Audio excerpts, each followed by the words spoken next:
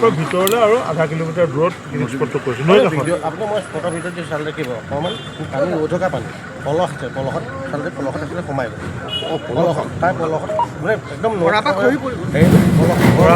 পৰিলে মই ভিডিঅ'ত কি কৰিলোঁ এই কাষত মাটিটো ভৰি ভৰি মানে সোমাই গ'ল তাই সোমাই তাৰপিছত বেছি পানী মানে স্থল ৰৈ থকা পানী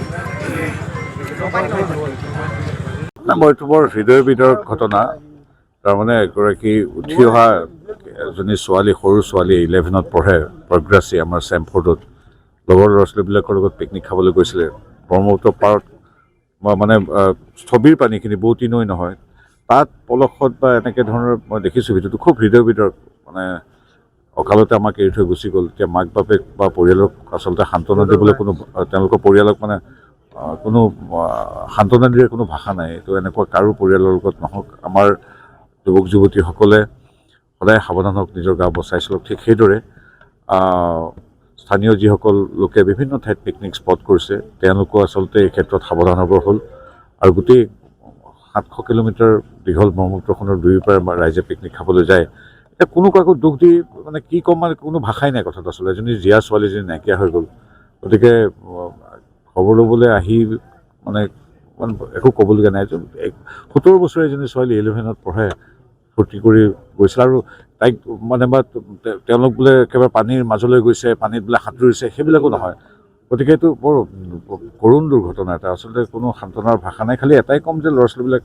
সাৱধান হ'বলৈ তেওঁলোকো সাৱধান আছিলে কোনেনো ক'ব পাৰে যে পলস আছিল অকণমান সাধাৰণ পানী একাঠু পানীত এনেকৈ দুৰ্ঘটনা হ'ব বুলি গতিকে নৈ কাষত আপোনাৰ সাধাৰণতে পাহাৰ কাষত পিকনিক খাবলৈ মানুহ যায় নেচাৰেল পৰিৱেশত আজিকালি এটা নতুন ষ্টাইল ওলাইছে জেগাটো বেৰি লয় বাঁহ চাহ দি পেলাই গেট এখন দিব তাতে আপোনাৰ ভিতৰলৈ সোমালে মানে পইচা ল'ব আৰু আপোনাৰ তাতে ধৰক বস্তু চস্তু বেচা মেলা কৰিব এতিয়া সেইটো ৰেভিনিউ লোৱা মানে পইচা লোৱা তাত কি হয় এতিয়া মই দেখিছোঁ আমি তেনেকৈ দেখিছোঁ যে কিছুমান NGOই ঠাইটুকুৰা নিয়াৰিকৈ কৰি অকণমান লেট্ৰিন বাথৰুম মানে পানী দি তেনেকৈ কৰিছে সেইটো আকৌ ৰাইজে প্ৰথমতে কৈছে যে এইটো ভালে হৈছে পিকনিক স্পটটো পৰিষ্কাৰো কৰে সিহঁতে গাড়ী পাৰ্কৰ কাৰণে জেগাখিনি নিয়াৰিকৈ উলিয়াই দিয়ে গতিকে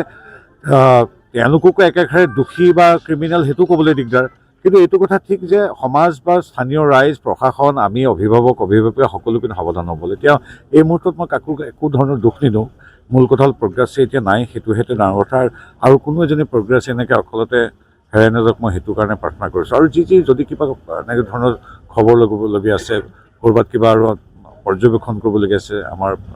স্থানীয় প্ৰশাসন স্থানীয় ৰাইজ বা NGOবিলাকৰ দ্বাৰা সেইটোত আমি সকলোৱে সংশ্লিষ্ট সকলোৱে মাত মাতিব লাগিব তাত কোনো আপুনি কোৱাৰ কথাটো সত্যতা আছে গতিকে এতিয়া আচলতে সেইটোৱে কথা আৰু আমাৰ প্ৰগ্ৰাছীৰ দৰে আৰু কোনো নেহাৰক সেইখিনি যিটোৱে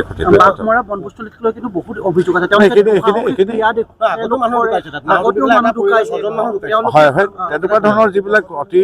বিপদজনক ঠাই সেইবিলাকত আচলতে কোনো পিকনিক স্থলী হিচাপে কৰিব নালাগে আমিও যাব নালাগে আৰু মই খবৰ ল'ম কি তাত কি নিষিদ্ধ কৰা হৈছিল নেকি জেগা বা কেনেকুৱা কি আছে মই এতিয়া নজনাকৈ ক'বলৈ দিগদাৰ কিন্তু আমি সকলো সাৱধান হ'ব লাগিব আজি তেখেতে এইটোৱে মই এতিয়া পুনৰবাৰ পৰিয়ালটোক আচলতে সান্তনা দিয়াৰ কোনো ভাষা নাই এগৰাকী উঠি অহা ছোৱালী এনেকৈ আৰু পুনৰবাৰ কৈছোঁ তেওঁলোকে কোনো ধৰণৰ ক্ৰীড়া কৰি ভিতৰলৈ বোলে সাঁতুৰিবলৈ যাম তেনেকুৱা নহয় তেওঁলোকে সাধাৰণ একাঠু পানী তেনেকৈ গ'লেতো তাত দুৰ্ঘটনা বুলি ক'ব লাগিব সেইটো আৰু কাৰো জীৱনত পৰিয়ালত তেনেকুৱা নহওক আজি এই নতুন বছৰটোৰ দ্বিতীয় দিনটোত সেইটোৱে ঈশ্বৰৰ ওচৰত প্ৰাৰ্থনা কৰিছোঁ